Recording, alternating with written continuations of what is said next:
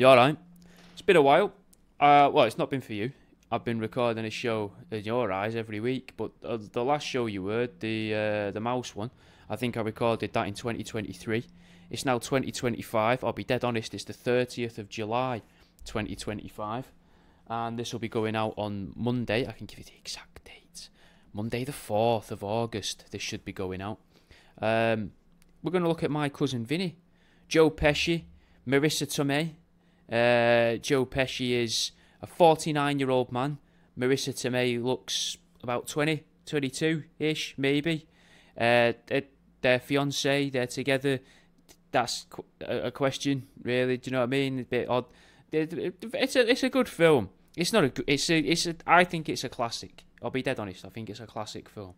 And I wonder if to step away from doing just kids films, I thought maybe we'd try a film that I think everybody's seen, or maybe we could see if there's any hidden messages in there, any propaganda. And there was. I've rewatched it this morning because I made all of these notes last year, just before I did the show with History Hobos. So shout out to the History Homos. I'm on there every now and then. You can go and find me on some of their episodes. They do loads more research than I do. And moving forwards, this might be what the show becomes. It might be a Here's How 1 week, and then because I'm going to keep going with the Here's Hows. I really like them. But the deep dive episodes, it's just because of the amount of research it takes. Not many people sign up to my Patreon, which kind of, in my eyes, funds the podcast. I don't want it to just become a proper vanity project, because now, as of now, I've ran out of shows that are already recorded, that I'd recorded through lockdown and after lockdown. So this is, like I say, it's 2025 now. And maybe you'll notice a shift in my beliefs and stuff. Who knows? But we'll get straight into it. I've got my notes up here. So straight away, there's a numerological sign immediately before the film starts, right? So obviously I like to, before I watch a film, I like to look at how long it's going to run for. And it's an hour and 59 minutes long, which, for those of you that don't know your maths, that's 119 minutes, which is a little bit suspicious because that's just 9/11, but inverted. A number that, even without the drop of the towers, it seems to hold an awful lot of power in the world of numbers, because it ties with like extra dimensional entities, aliens, angels, guardian angel, things like that, you know. And it just seems to be how the elites spread their message, or how they use mathematics in order to converse with these extra dimensional entities. It's just a number that always crops up, and it's suspicious. Maybe it's because the film reels only went to a certain amount of time. I don't know. As a side note, I also decided to look at other ITV favourites, you know, like other films you'd see on ITV2 all the time, like Liar Liar, The 40-Year-Old Virgin, and neither of them have got a runtime of 119 minutes. And I was expecting them to, but that does just add to the sort of the conspiracy prestige of My Cousin Vinny, and I think, you know, it gets us off to a good start, do you know what I mean? Immediately then, we get into the opening scene now. As the camera starts, the film begins, right? We see a very, very steep hill, which if you squint, just in the right sort of way, seems to kind of resemble two very tall towers, separated by a yellow line. But maybe I'm being biased because I'd already noticed that the film was 119 minutes long, so maybe I'm just looking for 9/11 references off the bat straight away. And bearing in mind this film came out in 1992, that would put it 9 years before 9/11. But you never know, maybe they had it planned sooner, maybe they pulled it forwards as well, you know, you don't know, they seem to have pulled something.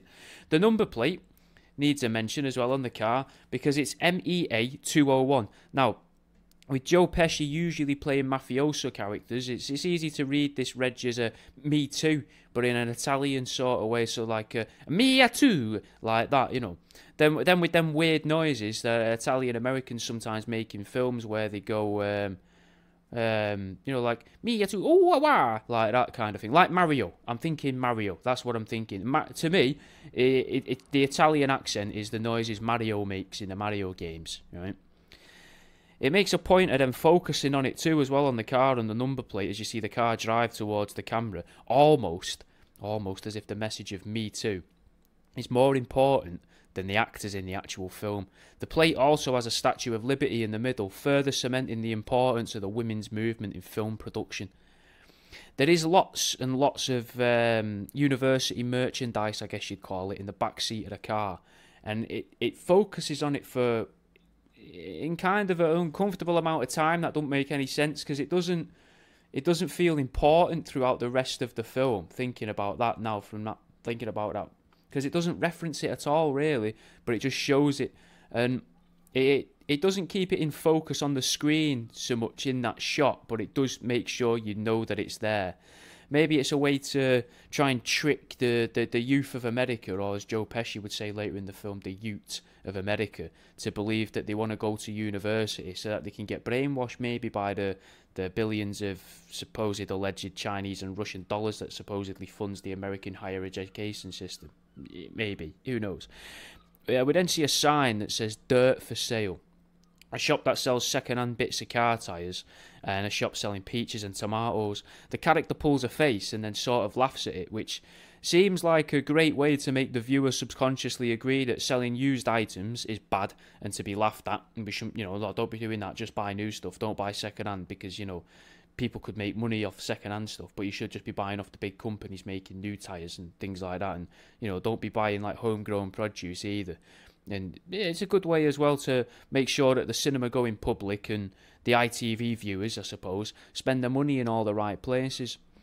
Then we see a free horse manure sign, and the characters both scoff at the idea of free items. Again, making sure that the viewers only want to spend money and not get, or maybe provide, free items, as that's clearly a bad thing to do. No, money's changing hands. That's not good for society, for the economy, for capitalism. Do you know what I mean? I'm not that I'm an anti-capitalist by no means. I make and sell stuff, and I sell second-hand stuff. I'm just noticing things that I've seen in the film. You know what I mean?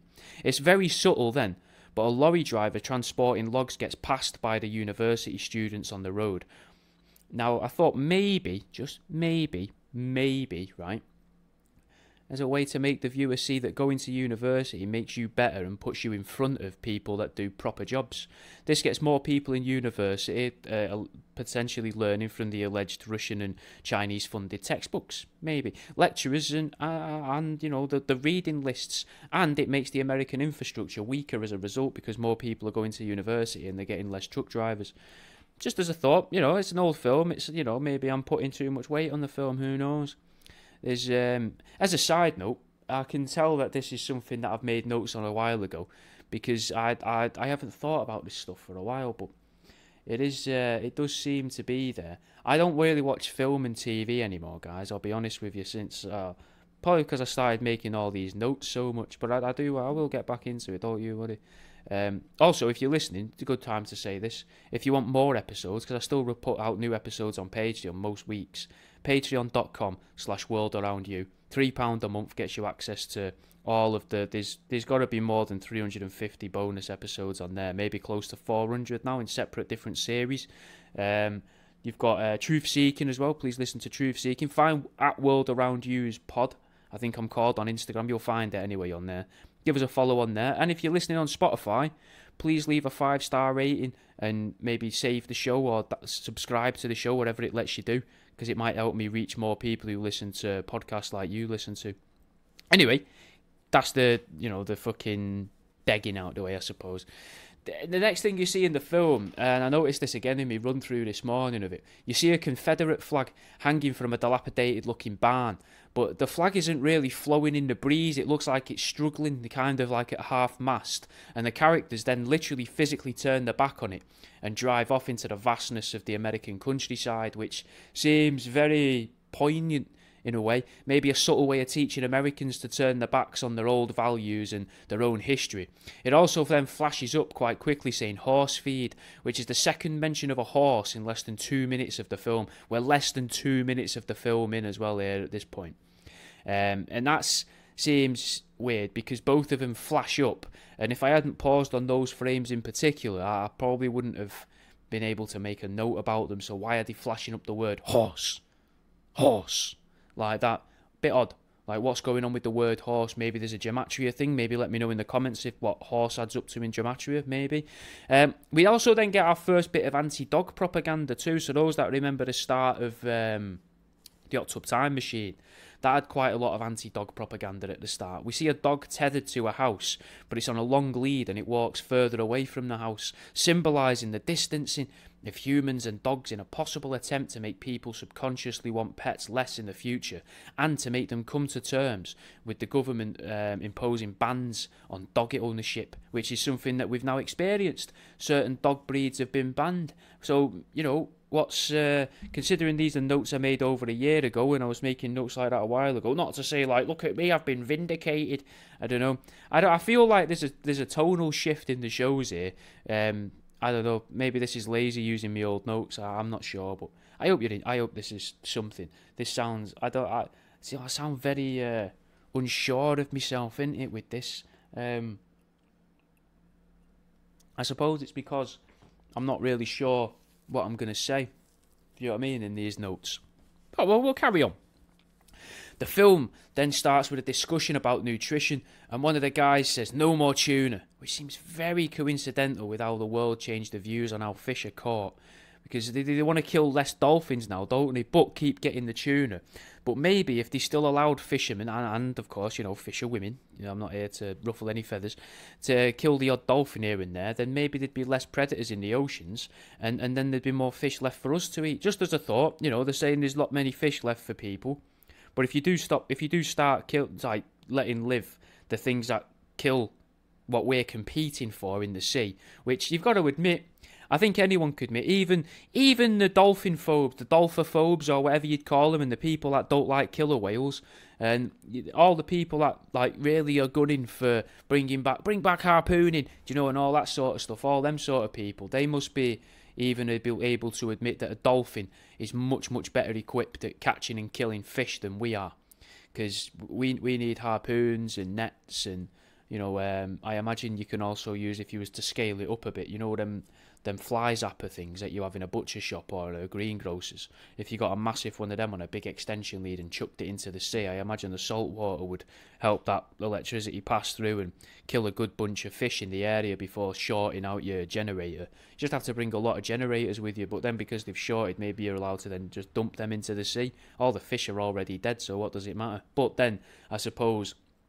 But then again, you're taking all them fish out, so that would lower the level of the sea, but you're chucking in a few generators and batteries with it, car batteries or whatever, so that would raise up the levels of the sea, and then the environmentalists might not be happy. I'm not sure if that's a good way to go.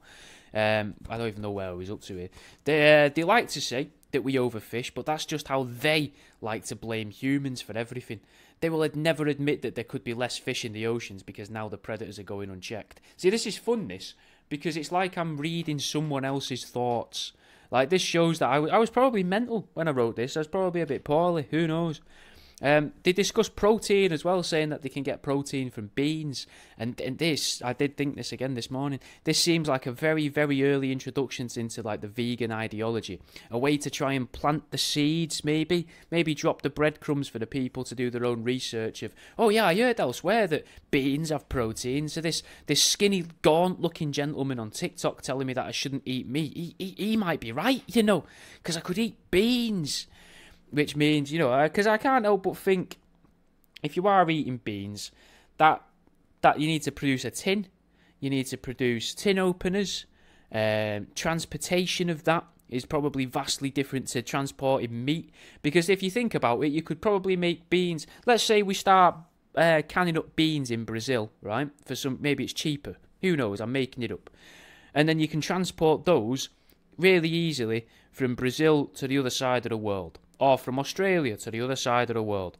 Now, if you are going to be like with meat, odds are your meat's staying a much more local. And that maybe then, you know, maybe that's why beans are getting pushed here in My Cousin Vinny. Because you can have more sort of like world trade going on. Not to mention the world trade again. It's just, I mean, like, economically speaking, more people are making money if you're selling beans from one side of the world to the other than if a farmer sells his meat to a butcher down the road. Just as an idea, you know. Where were we up to? The guy fails to fill up on the slushy cup with ice, which in a roundabout way is the way of symbolising the concept of global warming as well, and there being less ice, even though I think this film may have come out before the invention of the term global warming. I think they had a different name for it at that point. I don't think they used global warming as a phrase at that point. I could be wrong. We see them discuss a tin of tuna as well, that one of the guys nicks, which is a pivotal point of the film.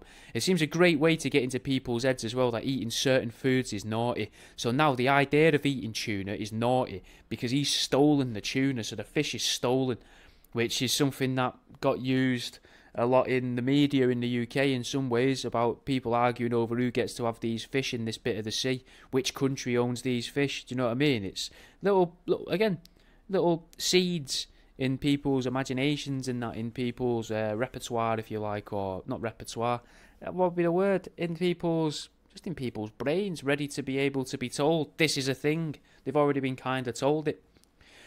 It feels like I'm trying to analyse someone else's thoughts, though. I'll be honest, it feels fucking mental. This is probably one of the weirdest episodes I've ever done. It's fun, though. It's fun for me. Strangely, just in time for the world to be swept by various dieting fads and groups like Weight Watchers that shame you for eating certain some things and congratulate you for eating other certain foods. Do you know, is it like, oh, you ate ice cream? Shame on you. Get out the whipping stick. Batter him. Flog him now. Do you know what I mean? Like, get him. And then they're like, you ate celery? Well done. Well done for eating. That's people, for the audio people, because I'm hoping this will go out as a video as well. That's the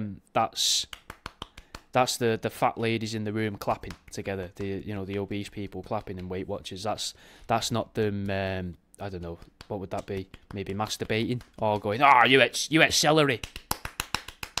Like that. Obviously, that's a clap. Anything else would just be weird, wouldn't it? Inappropriate. But it would explain why people keep going back there. Because I've never understood it. Never understood it. Oh, look at me! I feel awful because I'm overweight and I feel bad about it. Not everyone does. A lot of people who are big don't care, and no one else cares. But then some people came along and went, "Hey, we can make some of these feel bad about themselves. We can profit off of it, and we can probably make them keep coming back, and we can get them to sort of bully themselves in front of all the other people. We can get them to weigh themselves in front of people." That's mental to me. Bizarre. Just mad. I think it's mental. I don't really agree with it, to be honest. I think it's just that, if you're big and you feel bad about it, then try and help yourself. Why would you then be like trying to get? Why would you want to go to a group of other people? Because if you look down on yourself for being big, surely you're going to look down on other people that are big, so why would you accept help from them? It just doesn't make sense to me, but maybe I think differently. Then they start to discuss the age of execution in Alabama, maybe as a way for prison owners of America to get into people's heads and make them dislike the idea of, killing children for crimes that they committed. Because it wasn't until 2005 that Alabama decided that they shouldn't execute people who committed the crimes as children. But that means, though, that does mean the prison gets a nice, malleable mind, with a much longer lifespan now, because they're not going to get electrocuted or, what else can they do? They stick them in a bath full of ice, don't they, and let them just shiver until they die, in a bath when everybody watches, and then they get them to throw like the old peaches and tomatoes that the guy down the road wasn't able to sell. They just start lobbing them into the bath, which then makes the bath water flow out, which maybe proves that it's not the ice melting that makes the bath water flow out the top of the bath, but it's actually all of the extra stuff being added into the water. Who knows? Am I making that up? Who knows? But it does mean that these malleable minds, they can train them into really being really good at making license plates and wicker baskets, do you know what I mean? And they get longer out of them in these prisons then, because they seem to use people in prisons to do, I don't think you could call it forced labour, because I think they pay them, but I'm not sure. Who knows what I'm trying to say? These used to be funny. To get them to produce the products for them without having to lose good slaves to the lethal injection, is the last sentence I've wrote there. This is, maybe I've wrote this differently because I was planned for another show. I don't know. I feel like this is, I don't know. Maybe this is shit. I really don't know. Maybe I'm just being too self-aware of what's going on here. I don't know. It's because it's not all fresh in my mind. but next time it will be. We then see the characters panic over a cop being in the vicinity of him, seemingly following them down the road, and then he doesn't have his light on, then he puts the light on there, and the guy's done nothing wrong. He starts panicking loads, teaching the viewers to be scared of the police, rather than to respect the police. Immediately, which again feeds into the prison thing, immediately the cop gets a shotgun out and starts threatening the driver and the passenger, now giving the viewers a real reason to be scared of the police. We then see that the fella from the shop earlier has been killed, or at least he's died in the shop that they robbed the tuna from. And we see a photographer and the police officer both looking down on the dead body, showing just how the police and the media look down on the general working man. Again, adding to the viewers' distrust of authority figures and their mouthpieces. Because they're the guys on the ground, and they've not got down to his level to, have a good look. They're just sort of like looking down the noses at this dead guy. The viewer knows the characters didn't kill the guy, but a sheriff says that they might get a confession. So maybe my cousin Vinny is responsible for why so many people in prison say they're innocent and that they never committed the crimes. Maybe they watched this film and got tricked into thinking that it's acceptable to be arrested for something he didn't do. We see that the character gets told he's good at he's good for confessing to a crime, and making the police officer's job easier. And he gets told it's good that he waives his rights, which seems, a mad thing to put in a film. The police officer seems happy to elect, because I imagine a lot of people watch it and then they zone out, don't they? Do you know what I mean? They zone out of the film. They take in the first few minutes. They zone out. They forget the next. We're probably about 4 minutes in. They forget the next 105 minutes, and then they let the last 5 minutes then, because obviously they're watching it on ITV2, and the 119-minute film with all the advert breaks. Back when I used to watch stuff on there, going back 10 years or something, maybe longer, that film becomes 3 hours long. So you've already forgotten what happened at the beginning, but it's gotten in your brain. And the police officer seems happy to electrocute the guy over stealing a tin of fish. Again, making people connect eating animals being naughty, and also maybe getting into people's heads that possibly, maybe, not everyone who does do a crime deserves to be killed. Again, a very clever way of increasing the amount of available workers in American prisons. We then see the guy ring his mum, and he tells her that they think they're being set up as patsies, and all the police turn and stare. A way to make people scared to tell the truth, because they'll then be ridiculed by the masses. Because they have, haven't they? He's told the truth, and everyone's looked at him and gone, yeah, who do you think you are, you? Do you know what I mean? That gets in people's heads. They then they say the clan's there, and that they all know each other, and that these people are clearly being insulted. They say, you know how it is down here, and there is a big gun on the wall as well, pointing at the person on the phone, almost as if it's some sort of very clever looming threat, or maybe a way to tell you, the viewer, that there's always a gun at the back of your head if you upset the norm. The norm in this case being the collective of the police force in, did I say it was Alabama? Is this Alabama? I can't remember if it was Alabama. I think it's Alabama.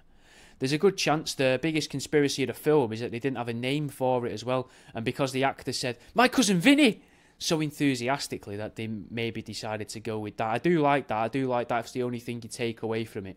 It is one of the best bits of the film, because I like when a film says the title. I like it when they say it pointlessly, but it does feel sometimes when you watch a film they didn't know what to call it, and then they were like, oh, it's about this guy's cousin called Vinny, so we'll call it My Cousin Vinny because this actor says it. So I don't know what the word would be. I've said enthusiastically a minute ago, but it's got to be another, because it seems out of place when he says it, but that makes it seem like he knew that it was the title and he was excited to get to say the title. Anyway, then we've got more global warming world building, if you like, going on in the film as Joe Pesci drives into town, because we see people in coats and woolly hats, even though a couple of minutes ago they were driving in a convertible and it was clearly the summer months because they were selling peaches, fresh tomatoes, but now people are in coats all of a sudden, like the weather's suddenly changed, and they're trying to push onto the viewer possibly the unpredictability of weather. Do you know what I mean? The woman with Joe says she thinks the Chinese food there will be terrible, which might be a way to tell the viewer that the Chinese don't have influence over Alabama, which may be a reason why Americans seem to always say Alabama is backwards or behind the rest of the country. But once that Hong Kong dollar reaches its peach-filled towns, they'll all change the tune. I've written there. Sorry, this is again, it's very strange to read me old notes like this. It is good though. I mean, I'm kind of enjoying this. I know what I can explain. I get to explain to you here what I think I meant there. So there's a lot of money that gets injected into America and invested by, you know, like foreign investors. It's just a normal thing, property development and that. So maybe it was just a way of saying there's none of that here yet. You know, that's maybe it's a way of the film saying the reason why this part of America is seen backwards is because it doesn't get much foreign investment. Who knows? You know, I don't know. It's just seeing what's going on in the film, innit? They're all saying that Alabama is famous for its mud, which seems like it must be steeped in nuance, almost as if there's something in the dirt, or not in the dirt, like there's something different about the ground. I think it seems like they're saying there is something in the ground that affects technology, possibly some form of deep underground military base, or maybe some form of underground crashed superior technology, but nothing seems clear yet at this point in the film. They are talking about a technological problem, though. The expert in the scene doesn't know about it, so it makes more sense that they're saying that something like a crashed alien craft could be responsible for the change in the dirt, or that there's something of value in the ground that would change how cars work. Maybe, possibly, they're discussing lithium or cobalt or something like that, a resource that we've become more open to mining to power our vehicles. You know, like as a little introduction to the idea of there's something else in the ground that we can use to power cars. The two lads from the beginning, they're now in prison, and I can't help but think there's a good possibility they made the film to try and encourage people to not leave the city that they live in, and to try and manipulate people away from moving out to the countryside and living the so-called American dream. We're now seeing that a known Italian, often associated with the mob in his acting roles, is trying to make a deal and or sort of help someone who's been wrongly accused. It makes a lot of sense that a gang of some sort, for instance the CIA, seeing as Joe Pesci in this point of the film is in all black here, would use the prison system to find itself some workers or operatives, people that feel a bit trapped, you know, and they know that they're being wronged and they've been tricked, and then the CIA could easily prey on that to use these people all whilst kind of, you know, paying off the prison guards or prison owners for going through the trouble of creating a recruitment pool for them. This even gets symbolised in the film because Joe just pays the guard physical money, cash in his hand straight there in the film, which seems, you know, it does seem to add up to that in some way. It would be good, it would be interesting if in the video version of this I could put a timer for where we are in the film time-wise, because I think we're about 6 minutes into the film here, and we are half an hour into the show. So, strap in, guys. The film also seems to be showing you that you shouldn't be trusting of family members, like don't trust your own family. Possibly another attack from the Russians to try and destroy the West's family values. The solicitor that they've sent, Vinny, seems to be useless in terms of law and almost like he's unfit to help his cousin out. It mentions the son of Sam, a guy that probably didn't really exist, with a motive so unbelievable that it has to be made up, but for some reason the world eats it up.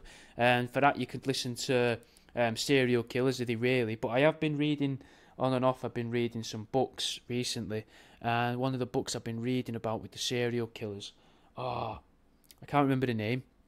I've mentioned it in another show, and it suggests that a lot of the killers weren't who they said they were, and they were kind of names that were made up for the sake of the media, so it didn't seem like loads of people were killing people. But again, I can't remember the name of the book at the moment, but I will find it, and if you send me a message I can probably let you know. It's worth a read. Whether it's true or not, fuck those, but it's interesting. The solicitor they've sent, where am I up to? Another way, this with the Son of Sam stuff seems like it's another way to make people believe and be fearful of serial killers, but more importantly, be scared of your neighbours, because, you know, who's next door? You don't know who's next door. Think about how often you've seen your next door neighbour getting changed in the window. I've never seen that. Have you? Do you know what I mean? What are they really doing in there? There is a the characters are under a threat of death because they've gone to a neighbouring state, and now they're reminding people that your neighbours will kill you as well. So it's more fear, I don't know if you call that propaganda or but just fear mongering kind of thing. It may be trying to get people behind the idea as well of federalising the judicial system, because then the rules would be the same throughout all of the country. Because there's a point in the film where he finds out that, oh, you're a solicitor from you're a lawyer, sorry, it's American. You're a lawyer from New York, so here's the book of how we do law here. This is how the law works in Alabama, which people watching that might be like, that's dumb, that's stupid. we should have the same rules everywhere, and that gets people more open to agreeing to that, I suppose, by using that as a trope in films for misunderstandings and things like that. There seems to be something weird as well at this point. It's kind of tricky. I was struggling to understand the relationship between Aunt May and Joe Pesci's relationship, the dynamic, between their relationship. Because it feels like Joe Pesci's the same age as his cousin, even though he was nearly 50. He was 49 when the film released. And his missus in this, Marisa Tomei, she looks like she's the cousin's age, but acts like a much older woman, and with her only concern at this point in the film being Chinese food, which maybe is just to do with the sort of the 2D portrayal of women in films back then. I'm not really sure, because she seems, later in the film, spoiler alert, but later in the film, she's actually quite pivotal and important in the film. So the way that they build her up so little, and give you so little about her, apart from exactly what you'd need to know for the end scene to make sense, just seems lazy, I guess. Another reference to a power source here as well, steam power. We hear a big steam whistle, so coupled with the reference to coal and oil and lithium, there's also now the mention of steam, and the characters act very aggressively towards steam power, almost to show the viewer that you shouldn't be welcoming to the concept. We should be angry at the use of steam. We don't want steam anymore. No more steam power. Steam power is bad. Steam power gets you up early in the morning, wakes you up, it's shit. You don't want steam. Because it's a steam whistle to alert, I think, the lumber mill that it's time to go to work at 5 in the morning. We then see that the locals cook with a lot of lard, yet everyone gets up at 5 o'clock in the morning to work and all seem relatively slim and healthy. Then Joe Pesci gets into some propaganda about the ongoing cholesterol problem in the country, almost using the framework of the past 15 minutes building up Alabamanians. Alabamanian sounds a lot better, to be backwards hillbillies, to sort of cement the idea in the viewer's head that if they don't believe in cholesterol, then they're as stupid as they believe these fictitious Alabamarians, whilst the chef just looks confused at the word cholesterol. Then they talk about grits, something that's always sounded typically American to me, but they act as if it's weird and unusual, which they're Americans in my head, so surely they should know what that is. And possibly it's a bit of, I don't know, could you say it's cultural Marxism? Would be what that is? To try and push out or propel, should I say, to try and propel the maybe cosmopolitan views of the big American cities, to try and make everything in America easy to franchise and say, oh, let's have a Starbucks. We don't want grits. We don't want black coffee. We want Starbucks. You know what I mean? We want that. We want toast. We want toasties. We don't want grits. Do you know what I mean? And then everything can become the same. And what's the word when you make everything the same? Amalgamated? No, that's not the same. That's where you mix things. Conglomerized, maybe? I'm not sure what the word is. I'm just saying big words and I don't know what they mean. But where you make everything repeated throughout, I suppose. You know, and they sell it all in branded cups and containers, and there's less competition. Now, a way of taking, North Americans away from the sacred corn that in previous episodes, as we've discussed, the natives deciphered as the chosen grain of choice from one of their gods, which I think was Quetzalcoatl, I think, was the guy that offered them the corn. I might be wrong. Then they talk a nation through its own heritage, which is weird, all whilst Joe makes a face that, in my opinion, seems to mock the dish, seems to mock the idea of eating the grits. Again, the idea of cultural Marxism seems the concept of it possibly, unless I've misunderstood it, gets pushed a little further when we see a guy with loads of Italian names mimicking the actions of a clearly American man, whilst doing it all in different attire, which is, I don't know, like to different attire to what's in the local area. It's like it's trying to blend all of these different, what are clearly different cultures within America, trying to that's the word, amalgamate would be the right word there, trying to bring it all together as if it's this. Let's just push it all together. Let's not have people that have different thoughts and enjoy different things. Let's try and make everyone want the same stuff. I imagine that makes it easier though then for people to make money, because if everyone wants the same stuff, you just need more of that same stuff. You don't need to worry about, well, if there's all these people that enjoy reading books, how are we really going to get them to watch DVDs? If we can make books seem shit by putting in films and TV for years that the nerdy people read books and they get beaten up by the bullies. So then when the kids see this, they think, well, if I carry books around and read books, I'm going to get beaten up by the guy that all the women in the film seem to want to have sex with. I want them women to have sex with me, so I won't read the books, but I will watch the DVD of the film, which has taken out most of the nuance and the concepts of the original book and diluted it down so that I can understand it, because it needs to be simpler now, because I don't really read books. This coming obviously from a guy who barely reads, but still, that's it's what comes across sometimes in films. Obviously, though, as well, films would want to push more films, but we're getting really distracted from the point. And my words are terrible. Words are my tool. I'm using words here to try and make money, and I can't use any of them correctly. We then see that in America, appearances are everything. The viewer's taught to judge a person in a suit as trustworthy and someone in leather as untrustworthy, where in reality I would argue it's probably a much better idea to trust a guy in a leather jacket. For example, if a guy's riding a motorbike, he's normally much sounder than a guy in a suit.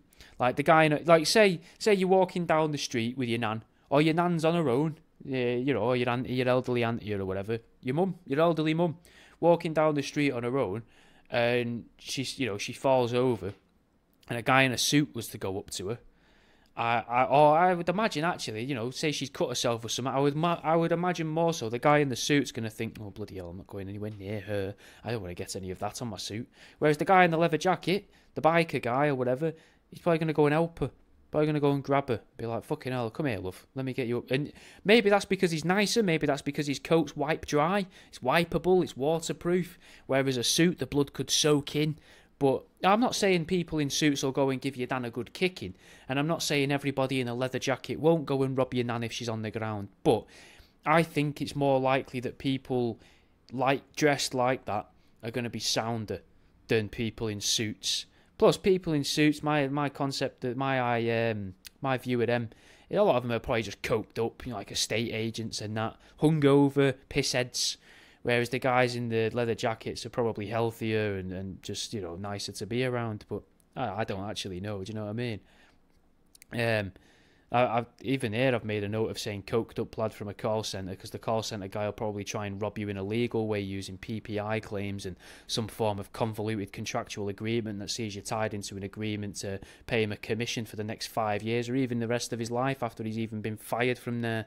Unless the company goes into some form of liquidation or bankrupts itself so that they don't have to actually do any of the things they said they were going to do. Whereas the fella in the leather coat simply doesn't want to die or be shredded to ribbons if he falls off his motorbike. Much more trusting to trust that guy. Oh, what, you're wearing cow skin to protect yourself if you fall off a bike? How fucking dare you? Again, more sort of vegan propaganda, I suppose, in some ways. The judge tells him he should comb his hair, a way to get into people's heads that they need to conform to be taken seriously as well, or in order to be dealt with easier, which is something that they try and drill into you at school as well. Oh, you shouldn't have your hair this short, you shouldn't have your hair that long, you should brush your hair, you should do this, you should do that. Whereas I've found, personally, since I've grown my hair, which isn't like a statement thing or for style, I couldn't give a shit. I just don't like getting it cut. It feels weird, I don't like it. So I just grow it and then cut it with kitchen scissors every now and then. If you just wanted to know that, I suppose. But I've found people are actually sounder with you than if you've got a freshish haircut. I found people were quite standoffish with me and weird with me. But since I've grown my hair, people seem a lot more relaxed around me. But maybe that's just me, interpreting that way. It shows that people as well are more interested in how you answer rather than the answer you give as well. So like as in the tone you use or the way that you do it rather than the actual answer. Something that school, again, will drill into a person for well over a decade by rewarding people for filling in empty space in an exam paper, even if they get the actual answer wrong. Like how in maths, in maths you could answer a question wrong, but you could still get 2/3 of the marks if you wrote loads of numbers and like equations in the space. Even if you didn't know what you were doing, you could get a mark for doing that, for putting the right symbol in the right place or something. Which just, again, seems stupid to me. You also get this underlying message that you'll get punished if you try to do the right thing, as in the morally correct thing. Vinny wants to protect his cousin, yet the judge then sends him to jail because he wouldn't follow the rule that the judge seems to have made up that only exists within this specific building. So regardless of you saying this isn't true, I'm just looking after my cousin, he gets sent to jail then.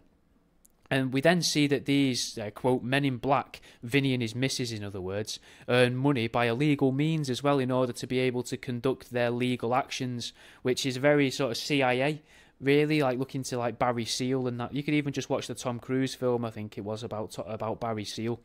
That's worth a watch. That conveys what I'm getting across there. They play pool and illegally gamble against others in order to get the funds to fund the legal case so that they can get what's his name? Vinny, of course, his name's Vinny. To get Vinny out of jail so that he can continue doing the representation in court.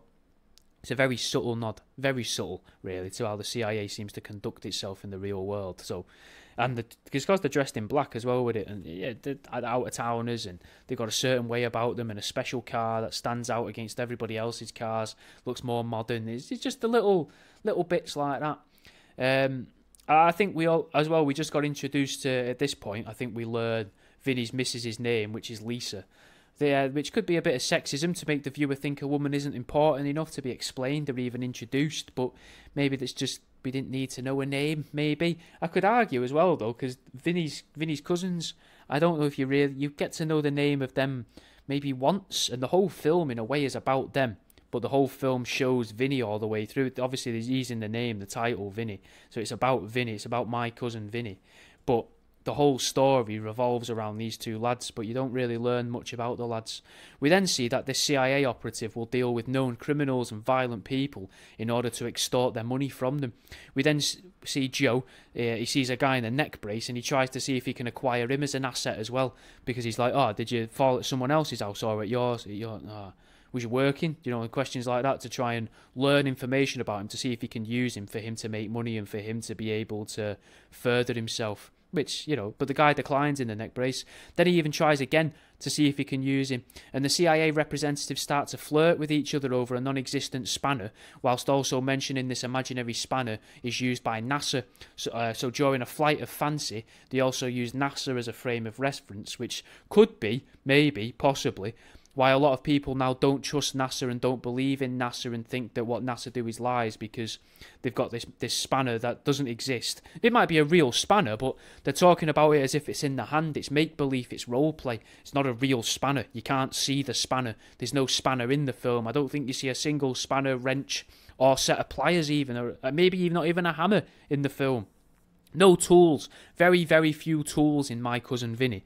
And it could be argued that then by going, this isn't real, and they're talking about NASA, it gets that seed of doubt in people's heads about the moon and about space and about the space station and things like that.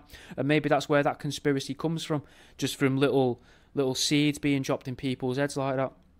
Now, we see that Joe is very willing to adapt to a brand new reality, which is our first possible hint of the film trying to teach a form of, let's call them demonic entities or extra-dimensional creatures, about its new world, which seems to be a common theme in a lot of films. Like, think back to the My Little Mermaid, is it called? The Little Mermaid? Lisa tells him the tap's broken, and Vinny knows the tap isn't broken, yet he still agrees with her that the tap is broken. He's reading a rule book at the time that teaches him how to literally conduct himself in this new world he's found himself in, which, again, suspicious. It's weird to me. It's really weird to me that they keep bringing in these ideas of, in the films, this is a new world. Here you go. Here's how you interact in this new world for the character. It's just bizarre. Really weird. I want to have a swig of me brew. Let's see if anyone's watching in the chat. No one is watching. That's alright though, not the end of the world. Maybe someone will watch this later. Maybe no one will watch this. Maybe no one cares. We're 49 minutes in, guys. Got quite a lot to go yet. Could be a lengthy one, this. Could be lengthy. Maybe getting on for 2 hours long. It's having a freezing cold coffee. And I suppose we should go like this so that I can see where I've paused the recording, so when I edit this down it becomes easier. Don't know. Or maybe just write it down. I'll just write it down. Just say 48-ish. There you go. Look at that little peek behind the curtain for you. So what do you think so far? It seems weird to me to read this one, as I keep saying. It's hard to get into the groove and into the groove of it. But it'll become easier as I go week by week doing them, I think. So you got to bear in mind, I was doing 1 or 2 of these a week for ages. And that's why I think they all sort of blend together, and I'm obsessing over the same sort of things each time. But, you know, maybe I've just moved on. Maybe I've matured, as he says with his Mothman with his cock-out T-shirt on. What I'll do as well, for those of you that have watched this, I'll... oh, that's no good, though. I was going to say I'll put a discount code for an Idiom's Guide, but you've already got an Idiom's Guide if you've signed up to Patreon. Not if you're on the £1 tier, but if you're on any of the other tiers, you can already download it from here. So never mind. Bollocks to that, I suppose. Never mind, hey? Worth a thought. I'll put it into the video episode, though, the regular video episode in about the middle or something, eh? Just trying to wet my mouth again, because it feels like it's getting dry. Got black grape. Right then. Should we carry on?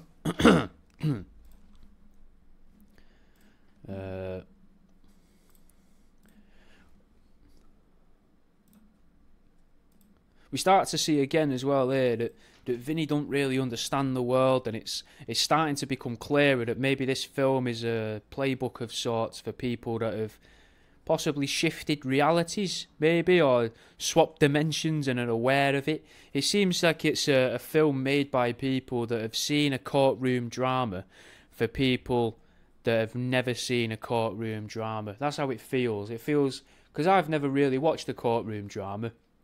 Not really. And I can imagine that this is a really watered down version of that, made like funny and to take the piss out of. Maybe it's just the satire of courtroom dramas, because I imagine they're quite cheap to make, aren't they? Because you've just got one set. You don't have to have all different sets for it, really. You just film it all in there. Makes it cheaper on production, I suppose. Lisa seems to be compiling evidence on Vinny as well, taking his photograph all the time, almost like she's Vinny's handler. Maybe Vinny represents a CIA asset and Lisa's the actual CIA operative. In this scene, she's in a bright red dress too, which is another sort of like huge part of American culture, because like they mentioned in The Matrix, but a woman in red, I think, is usually a symbol of the end of the world, I think, because of, fuck me, what's she called? The Scarlet something or other, for all the Jack Parsons stuff we looked into a couple of years ago. Possibly the Whore of Babylon, possibly a representation of the Whore of Babylon, because she is positioning her hand to show off her rings, and she's got a gold chain holding a bag over her shoulder. So there's all little subtle things there just to whet the appetites of conspiracy theorists, I suppose. We then see loads of pigs in the middle of the night making squealing noises, and Joe keeps pulling faces at them, which is a pig farm. And the only reason you have a pig farm is to either make cheap leather for car seats and, like maybe gimp masks. I imagine you could make a good gimp mask out of pig leather. Plus, I imagine it's a good idea to make gimp masks out of pig leather, because you'd be like, you're wearing fucking pig leather, you dirty little gimp. Do you know what I mean? Really, like, demeans the people further. But it's, after flashes of the word pig as well, we see that this guy's not happy with the idea of pigs. And it's another subtle way to try and turn people away from eating meat. Viewers are going to associate Vinny's grimace with pork and maybe decide that they'll eat beans in the future for the protein, because they heard that earlier on in the film, and now their brain's putting all these things together for them without them even knowing. Then we see what conformists would always say. If this was a conspiracy, we'd have to have all these people tell the lie. And that's a way to turn people away from the idea that conspiracy theories could exist, that they could be true. Even though many would argue over the last quarter of the 20th century was very much the USA's golden age of conspiracy. Do you know, like the even longer than the 25th, like the last quarter. Let's say from the 60s, the 1960s to 2000, fucking huge. That was probably the age of the American conspiracy, really. Think about all the conspiracy theories that are big and known. Obviously, they've been around a long time, so you can find out about them and know about them, but a lot of it seems to stem from that time period.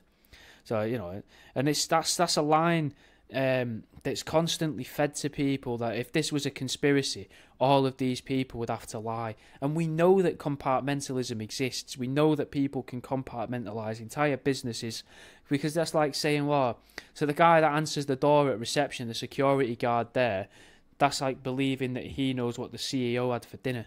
It doesn't add up, but And they use that same trope, that same thing to tell people when they say, oh, the elite paedophiles, lizard people, weapons of mass destruction in Iraq, Stargates, and 9/11. Do you know what I mean? Oh, everyone would have to know about it. Everyone would have to hide the lie. Oh, not really. No.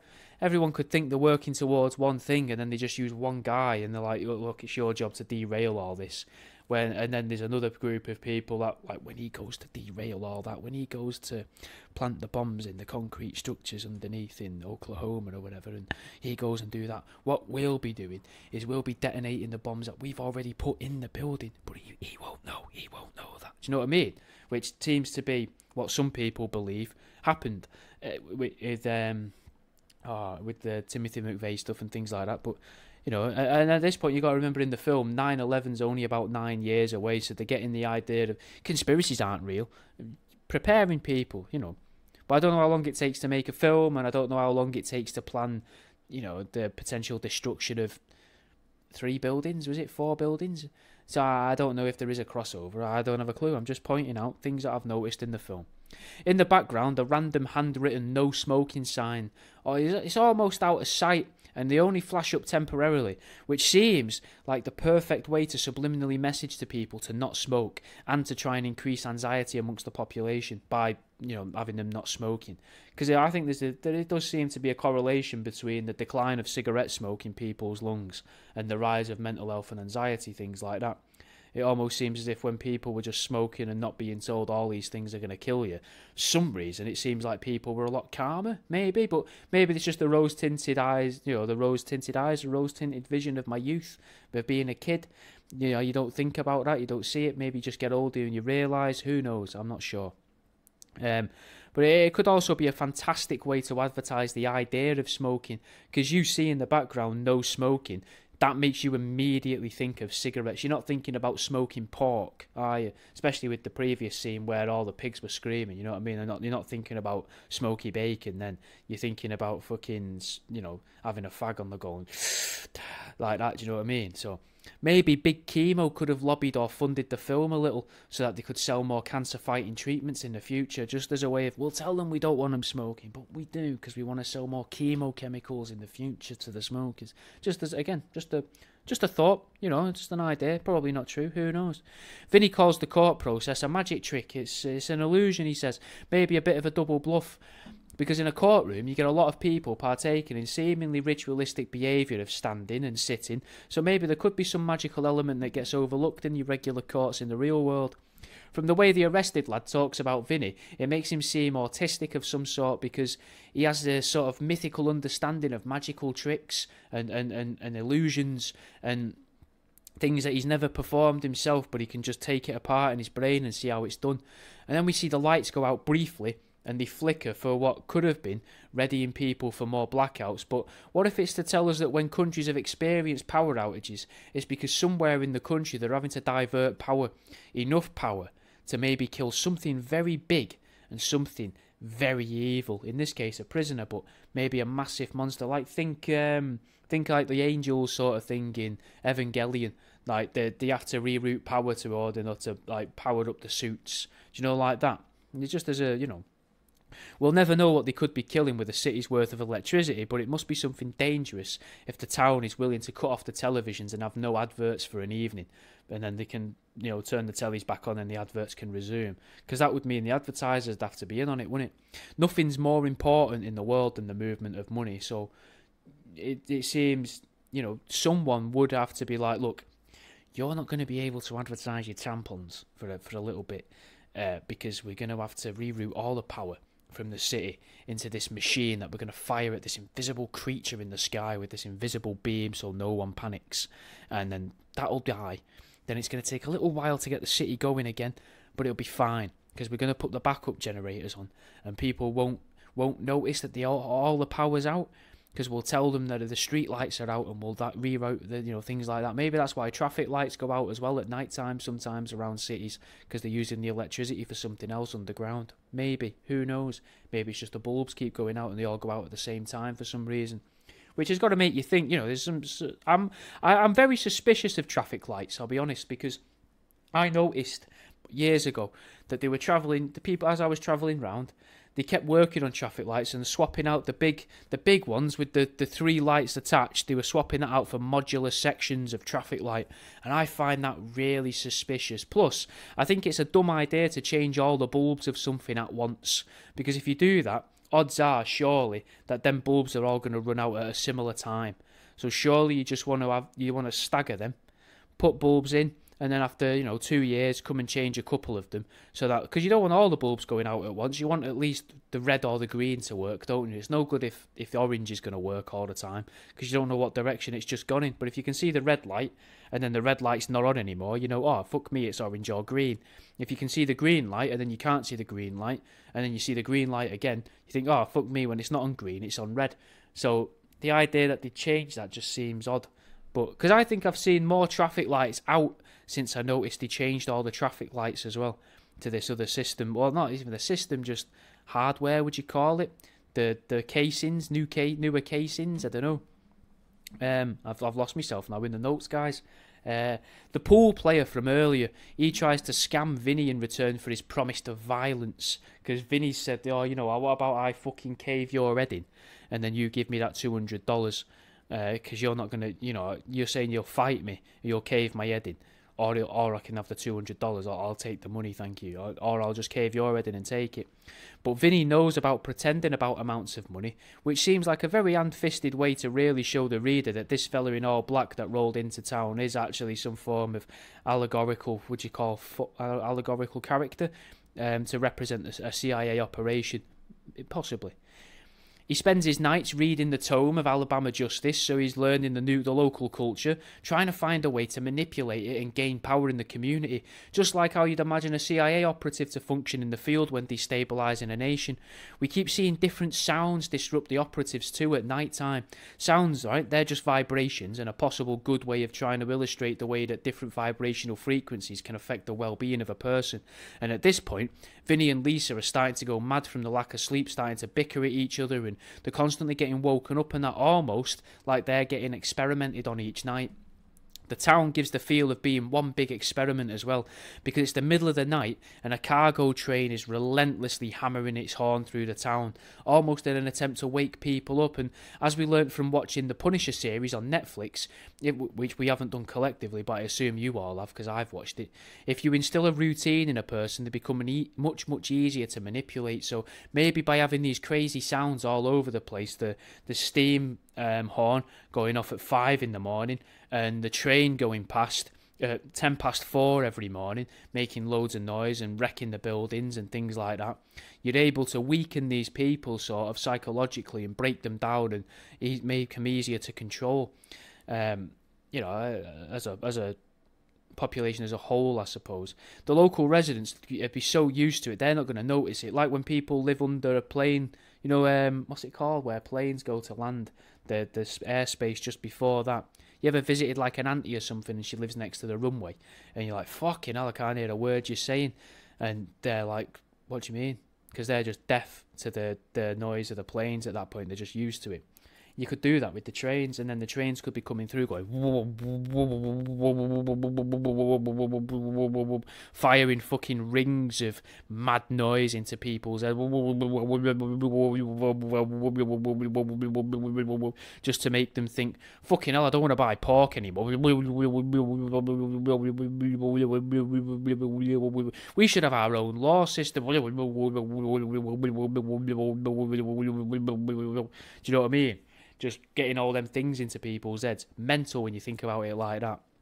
And the other example, I lived next to a train station in it, and for a while, and the tannoy system, you'd learn the routes of a train that you'd never been on, and you'd memorise it because you're hearing it all the time, and you don't even notice that you're hearing it, but then when you do hear it, you know what they're about to say next because you've heard it so often.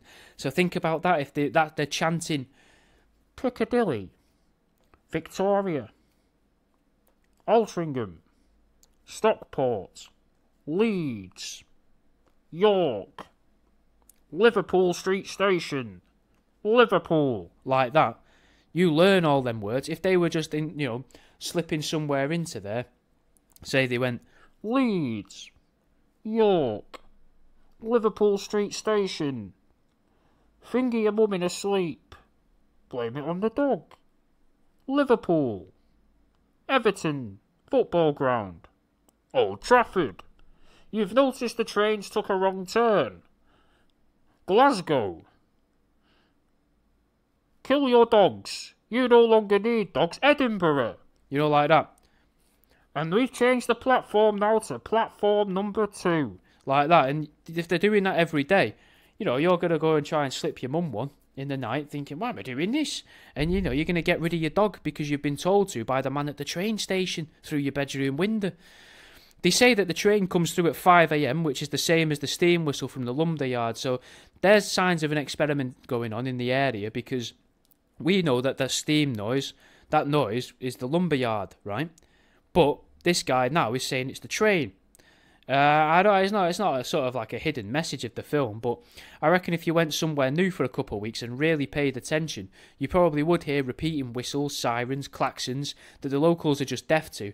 Like I said, when people live under the flight path of a runway, I think flight path might always be the word I was looking for before. There's some sub story now in the film and a bit of filler, which we don't want to stick and focus on too much. But then we see that Vinny's going hunting, and it's yet more propaganda to demonise killing animals, because Lisa starts kicking off with him. So now the viewer's going to associate pork and now hunting as well as a negative thing, because the pretty woman on the screen is angry about it, and no one wants to anger a pretty woman. Do you know what I mean? Like, you know, she's a good looking woman. You don't want to see her angry with you. So you think, bloody hell, maybe I won't shoot a deer. Maybe I won't make friends with this, with a solicitor, with someone who's higher in society, and help myself have a better group of people around me, because they say that, the 6 people that you speak to the most are what you end up becoming yourself in terms of like societal status. So if you start introducing newer people and new ideas into your life, like hunting and things like that, higher class activities, she's talking them down here, and they're trying to get the sort of, is the term dog whistling for the vegans to get them on board? Like, yeah, don't shoot ducks, don't kill ducks, like that. It's awful when you're going out, you go past the bank and all these vegans are there, all fucking, cheekbones poking out from under their eyes, being like, don't kill the pigs. Yeah, it's fucking, behave, just fucking go about your day, mate, go, you know what I mean? But they get it into the films, don't they? And maybe that's where vegans are going wrong. They never seem to get many attractive people campaigning for it. They always look a bit odd, which might be, that's my personal opinion. Do you know what I mean? Which, it's a subjective thing, but you don't see many of them. And I've had messages of fucking hundreds, maybe thousands over the years, giving me shit, calling me a psychopath. I get some sound ones as well. Don't get me wrong. I know you're out there. Some of yous are vegans and you like me stuff. You find it funny. You enjoy me humour. You'd never buy it because it goes against your beliefs. That's fine. I don't care about your beliefs. It doesn't bother me. But what I don't like is all the ones that message me saying, you should die. You should fucking do yourself in. You're a monster. I'm not a monster. I'm an idiot. Yeah, fine. I'm thick.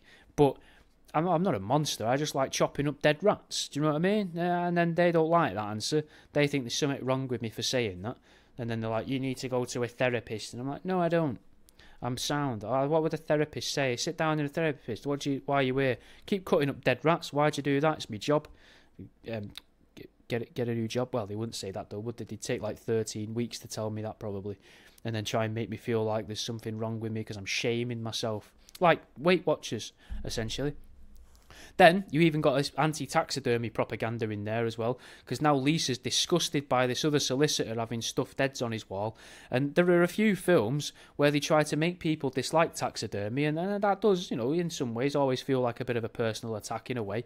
Like these filmmakers are trying to take food off my table. Do you know what I mean? Like, yeah, they can make a film that makes millions of dollars for them, and a disproportionate amount of money for everybody involved. A lot of the people who do like the hard work in there, they probably get a pittance compared to the actors, because the actors bring in the money, if you like. But then they're like, yeah, taxidermists, so fuck them guys. That's annoying. Not many times I'm watching something where I feel personally attacked. I'm a white guy, so that doesn't really happen in films to me. So maybe that's where I could maybe empathise with other people, but that sounds a bit ridiculous to say, doesn't it? Where other films are being, taking the piss out of people, and people are like, I don't like this. I mean, people might not like the stuff I said about Weight Watchers before, but who knows? Obviously, I'm taking the piss there. I know it's not always clear by my tone. I don't want people come, because I imagine if the vegans are going to be like, yeah, we'll latch on to that. Do you know what I mean? It seems it's well. Think about it though, just not to linger on it, but it is unusual, isn't it, for a specific profession to get ridiculed so much? Because think about what they do make films about. They make films about hitmen and make you love them. The idea that these people are going about travelling the world, slaughtering people for money, and you love them by the end of it. Look at Deadpool. Look at The Hitman's Bodyguard. Things like that. Do you know what I mean? Like you like the character. It's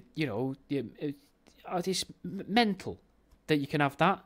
But then the idea, you talk about taxidermy in a film, and they're like, no, don't include that. That's naughty. That's horrible. It's fucking. They did it in Charlie and the Chocolate Factory as well, if you remember. It's just mad that a hitman or a mafia guy,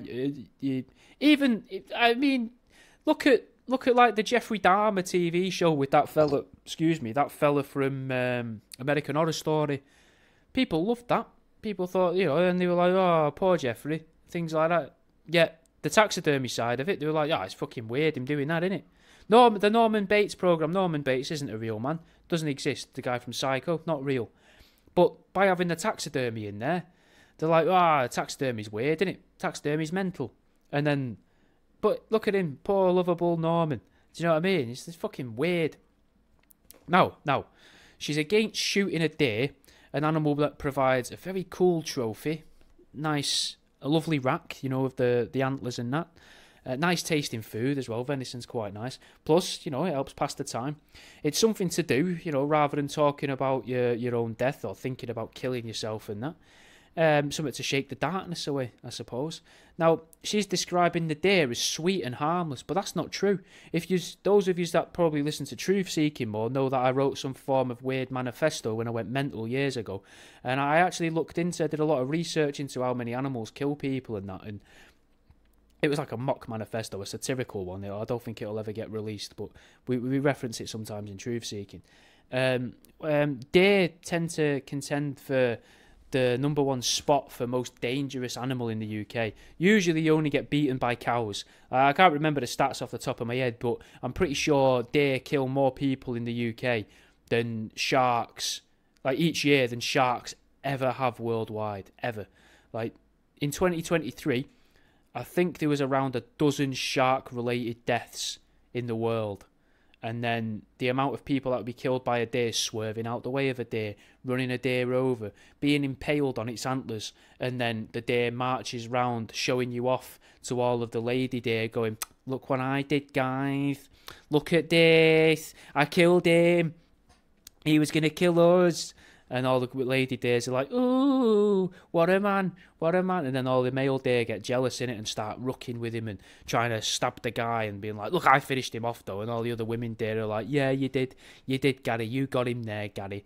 Oh, bloody hell, Jeff didn't do a very good job, did he? Jeff just tortured him. Gary came and killed him because Jeff didn't have the balls. Now, all of a sudden, Gary's got this fucking harem of deer, this flock of deer, this herd of deer, family of lady deer following him round. Poor Jeff. Jeff was the one that went out of his way to try and keep them safe from the poacher. Now Jeff's dying lonely, wanking himself in a cave. I don't know how a deer masturbates. I imagine with its tongue or its ears or something.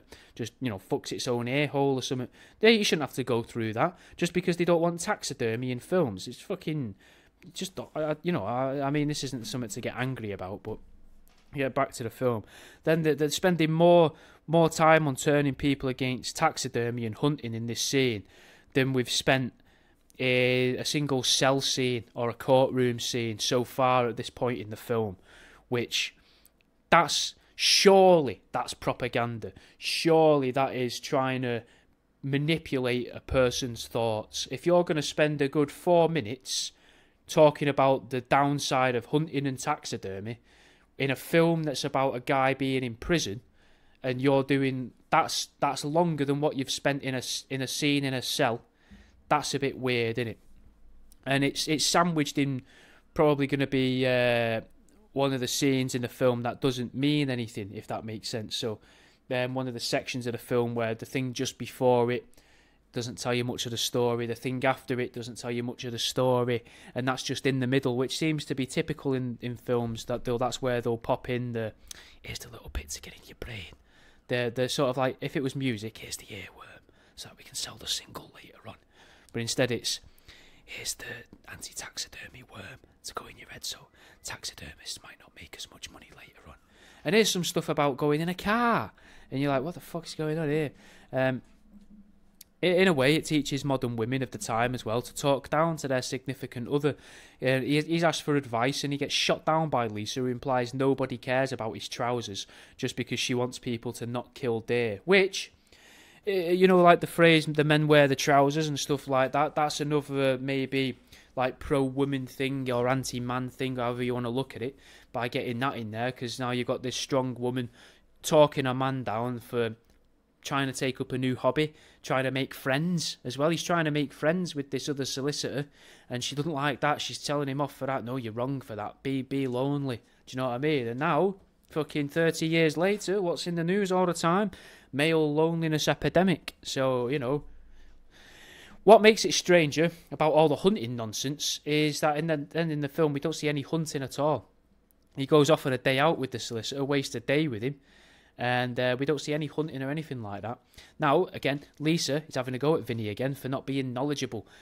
She knew about this disclosure, and disclosure in inverted commas, I suppose, and this gets the word disclosure into the zeitgeist at a time as well. But this is a long time before Stephen Greer, as far as I'm aware, but it gets it out there, the idea of disclosure, and you should know about disclosure, and disclosure's a thing, and you should be aware of disclosure. Disclosure's in this book if you look for disclosure. It gets mentioned a lot. Obviously, disclosure, for those of you that don't know, was the proposed thing that was supposed to happen, weirdly, I think not longer after 9/11, where they were going to tell the world about the aliens that were coming. And I don't know if you've ever seen on social media, apparently there's supposed to be an alien mothership headed for the Earth, and scientists are like, oh, they're going to kill us all. And then there's other scientists going, I think it's just a meteorite that's probably going to miss us by about 150 light years, 150 million light years or something. So two very different worries there. I mean, the first worry is the telescopes they're using. That's two very different measurements. It's coming straight for us, and they've got it's going to hit 150 million light years away from us. I mean, I find it mental though, is the idea that you could even predict, oh, that's coming straight for us.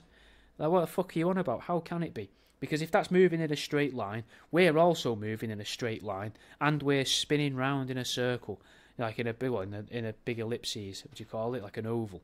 So you don't know if it's coming straight for us. It could be coming kind of towards this area of space, but surely if it is that far away, that it's travelling that fast and it's going to be here in November, then it's heading towards all of this bit of space. Maybe it's aiming for something past us. Maybe he's really got it in for Mars. You don't know. This is what's odd about stuff like that. We then see the bad guy seem excited about an old lady wanting to have the two lads electrocuted, which again gets more propaganda against the death penalty, because the character that we're supposed to dislike, which is the prosecution solicitor, he gets really giddy when this old lady says that she wants these guys to be electrocuted. So because he's the bad guy, we look at that and we're like, we don't want what the bad guy wants, so we're thinking we don't want the death penalty, which then means more people are alive in prisons, which means more people in the prisons are working for a very small amount of financial gain. Now, we learn that they use the names of famous actors to obscure other people so that they can operate under the radar in terms of like CIA people. Vinny says that a famous actor was called Vinny Gambini, so they won't find a record of the judicial Vinny because of that. Maybe a little nod towards the existence of life actors. If you remember the life actors episode, which is going back quite a few years, that's the concept that there's, I think it was it 47 real people that exist in the world that are on TV and that, and they just all wear different skin suits, and they're all different people, they all each other, but realistically, like thousands of people, well, thousands of skin suits which are worn by by 40 odd people, which is a hell of a conspiracy to look into. Like, start with my episode and then look into other things, I suppose. Or maybe when a prominent actor or musician comes to power, maybe they then assign them a name that is useful to have all over the media and internet. This could explain why people think Elvis went to work for the CIA. Maybe they made Elvis Presley famous whilst another Elvis Presley went around committing war crimes or treasonous acts, all under the illusion of dispensing freedom in the name of America. I actually woke up last night about 4 o'clock in the morning with a big thought in my head. But what if Elvis was the Antichrist? Because you've got because Elvis, like, maybe because you like the Antichrist, the means the in some languages, and then you've got VIS, which is sixes. So the sixes, like, so that could mean the 3 6s, and that'd be Elvis, wouldn't it? Just as a little thought for you to leave festering in your brain there. Now, he claims to have a different name, a stage name, which he uses to have an effect on the legal world, which now the legal world is now a different world to the world he knows and the world that he's operating in at the moment, which is different to the world he usually operates in terms of judicial ways and legalities, because he's working in the Alabama legal world, not in the New York legal world. But there's also the idea of the world stage, and there's the idea of the world as a whole as well. And at the same time, he also swipes all the chess off the table to show how these fake names, to show how they would use these fake names, I suppose I should say, so that you can't guess the move they're going to make, and then it disrupts the so-called, quote, game. My idea then sort of got solidified a little, that they take famous people names and use them to commit unlawful and unethical activities, because the name Vinny used is a very famous lawyer from New York. And it's just a little something to be thinking about, I suppose. Need another drink, guys. I hope this is enjoyable.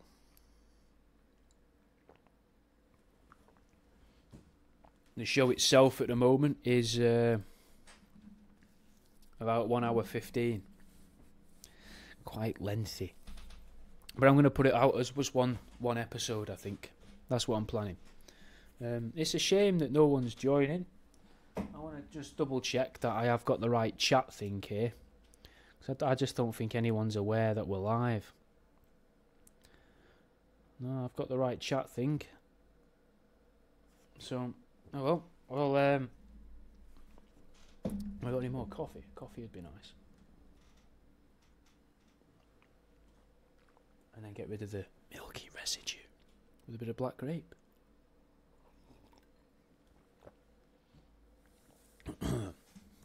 It's hard to speak for so long though, guys. It is. Right.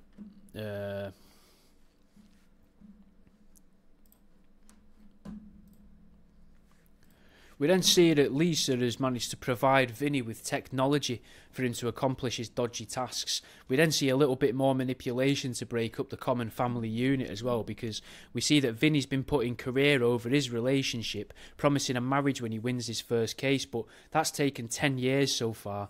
And we also hear Lisa talk about her biological clock, but she looks at least half of Pesci's age. So it does seem like they're trying to then encourage younger people to have families. Something that did happen and apparently started to happen more. Lots of women having kids that they can't afford, so they lean on the government and then become dependent on the government to survive and keep their children as close to healthy as what they can. And that's obviously women in a much worse state than Marisa Tomei will probably look at, and they'll look at her and panic, thinking, oh my God, I must be older than her, and she's worried about her womb. I should pop out a couple kids right now and worry about a house and a career and being able to afford looking after them later. Or even just being able to teach them stuff.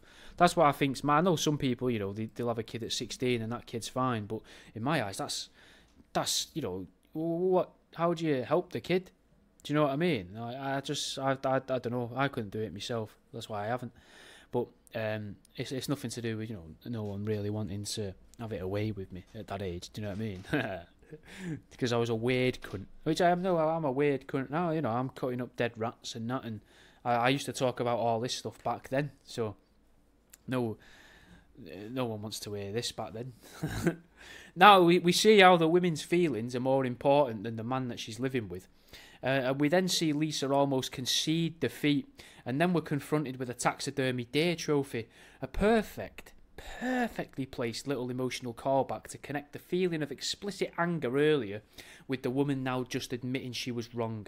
The subliminal takeaway from the scene is for a lady to not concede being wrong. We then see Vinny use a revolver to scare away a noise in the woods, which just trivialises the use of guns and showing a gun like it did earlier on the poster, but yet in another way that makes them seem less intimidating.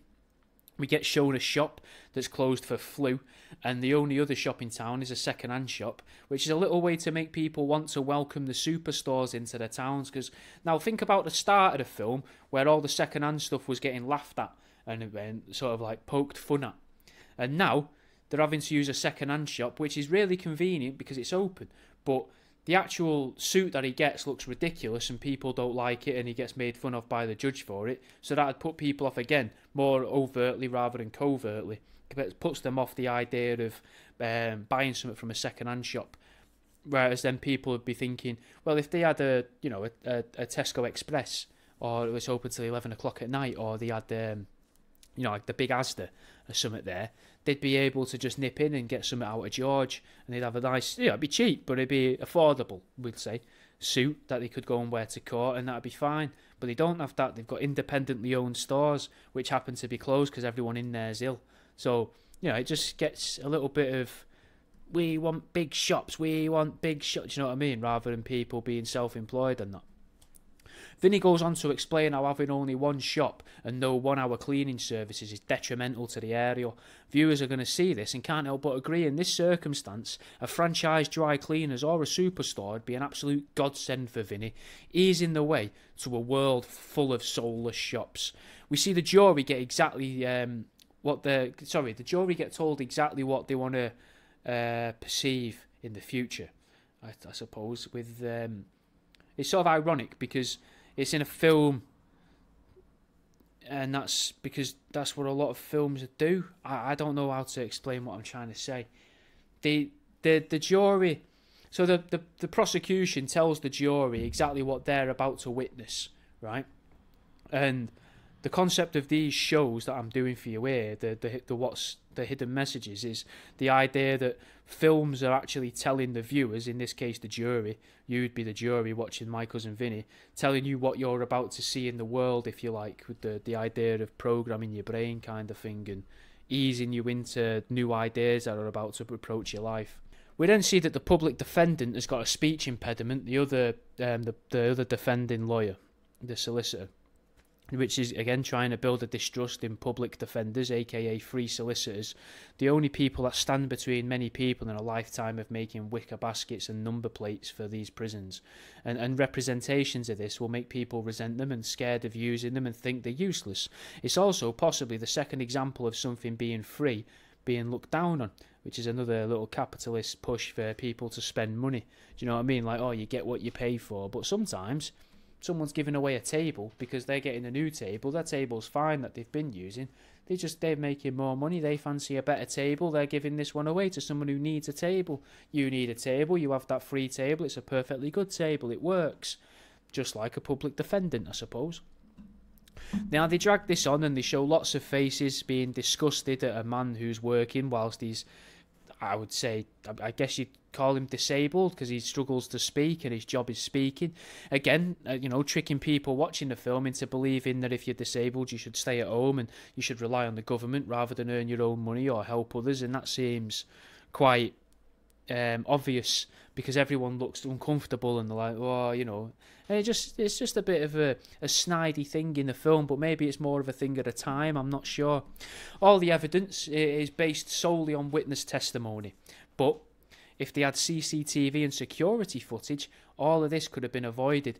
It would be interesting as well to see how many films came out before CCTV was so widely accepted that revolved around people being wrongly accused of crimes or some form of infidelity, because that would mean that the population was primed to be scared of, and they want to be looking for a resolution, I suppose, to, this, what would you call it, like an overinflated issue and a problem that doesn't quite exist, but now it's been made to seem like it's a problem. No, but all these people are being arrested for crimes that they didn't do. But if we had CCTV everywhere, you could fucking, you could see that this person wasn't that person, it was someone else. Do you know what I mean? So that solution, obviously, would be widespread surveillance, and that's something that would go on to help imprison loads more people to become workers in American prisons later down the line, but that's besides the point.